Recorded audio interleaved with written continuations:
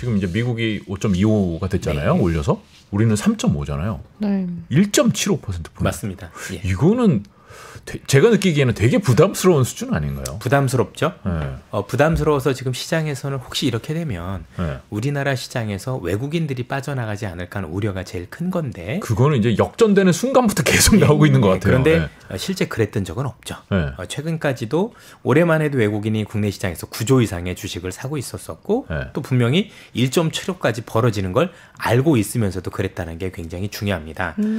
해외 사례에서도 이렇게 많이 놓고 보면 뭐 아주 무한정으로 예를 들어서 현재 연준 같은 경우가 우리나라는 금리를 더 못 올리는 상황인데 미국 중앙은행 같은 경우가 향후에도 금리를 지속적으로 올리려는 그런 상황이다라면 사실상 자금이 빠져나갈 가능성이 높지만 네. 잘 아시다시피 이미 이번을 통해서도 미국도 이제 더 이상 금리 인상이 뭐 없을 가능성이 높구나 또는 인하 가능성에 대해서 좀 섣부르긴 하지만 얘기가 있다라고 하면 더 이상 벌어지진 않는 거잖아요.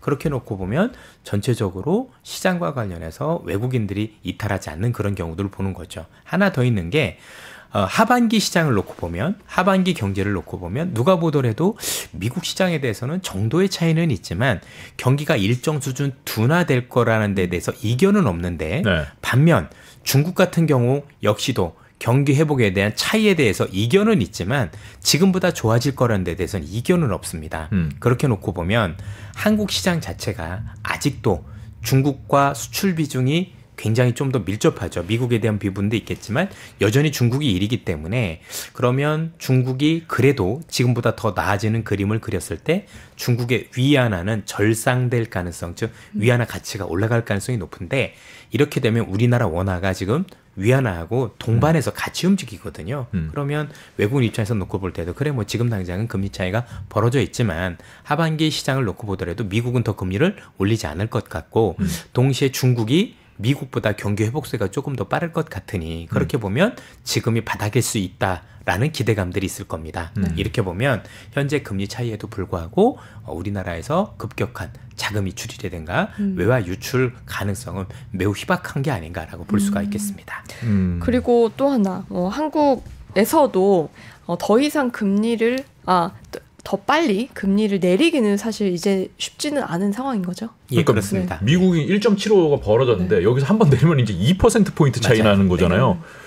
뭐 제가 하는 총재는 아니지만 네. 부담돼. 그렇죠. 부담될 것 같아요. 그럼요. 한국이라는 우리나라 자체가 이제 기축통화는 아니기 때문에 네. 사실 그 미국이 안 올린다고 해서 우리가 뭐 덜 올릴 수 있는 거지 그렇다고 해서 빠르게 금리를 내릴 수 있는 건 아니고요.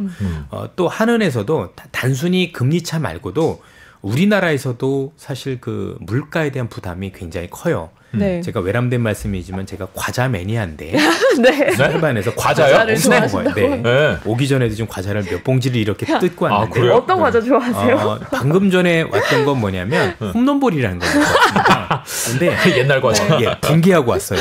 왜요? 너무 올라서 가격들이 지금 편의점에서 과자를 온 게 기본적으로 500원씩은 다 오른 것 같아요. 맞아. 그리고 양도 적어졌어요. 미치겠어요. 진짜. 네. 이럴 한 수는 5개씩 묶어서 팔잖아요, 홈런볼은. 그리고 아마 실생활에서도 많이 느끼실 것 같은데 가족분들끼리 한번 외식하러 한번 나가보세요.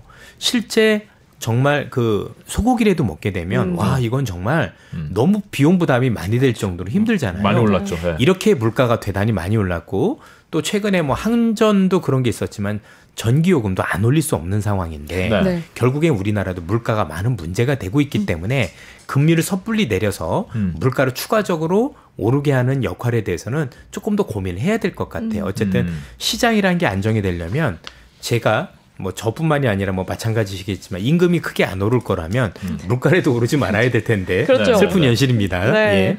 어쨌든 그런 걸 감안을 해서 한국은행 입장에서도 물가를 감안했을 때 섣불리 금리를 내리긴 어렵다는 뉘앙스를 분명히 비췄고 미국도 그래서 제가 볼 때는 뭐 금리 인상은 중단을 하되 금리 내리는 거에 대해서는 굉장히 조심스러워하는 게 아닌가. 요거는 우리나라뿐만이 아니라 글로벌이 안고 있는 마찬가지 상황이라고 한국도 생각됩니다. 그러니까 미국과 네. 상황이 다르지 맞습니다. 않다. 예. 제가 피부로 느끼고 있습니다.